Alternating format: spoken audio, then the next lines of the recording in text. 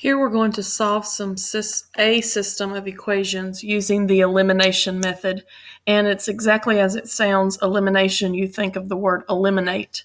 The idea here is to either eliminate your x's so you can just work with the y's by themselves, or eliminate your y's so you can work with the x's by themselves.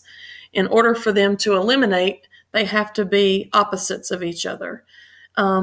It's easy to look and see which one here would be the simplest to eliminate, and I would choose the x's, because if this 7 was turned into a positive 14, it would eliminate with this negative 14.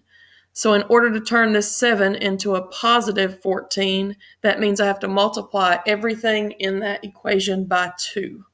So I'm going to multiply this by 2, and this by 2.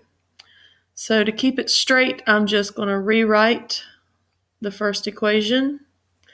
And now I'm going to multiply by the 2, and I get a 14x, which is positive, plus a 10y equals a negative 4. So now here we're going to add, going straight down. And these eliminate, which is what we wanted. And now we have a 10 plus 3 is 13y. Equals 17 minus 4 is a positive 13. Solve for y by dividing by 13, and you get a 1 for y. So now we have half of our answer, basically. We're looking for a point, and we have the y value, which is 1. Now we need the x value. In order to find the x value, we're just going to choose one of these two original equations.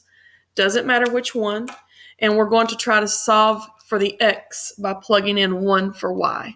I'm going to choose the second one just because the numbers are smaller.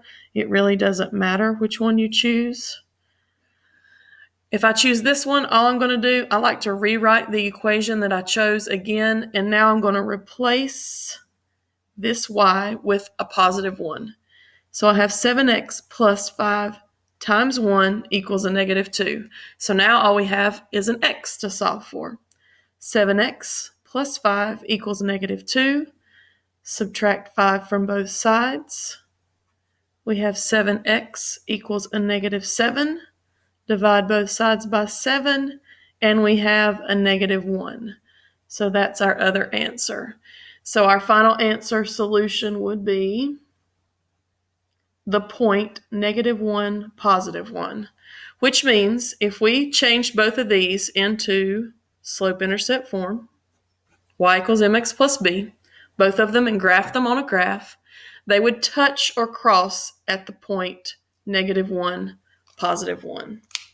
Remember, you could have eliminated your y's by multiplying. Sometimes you might have to multiply the top and the bottom by something, but this one seemed to be easier because 7 was already a factor of 14. Also remember that you have to have a negative with a positive in order for them to eliminate each other.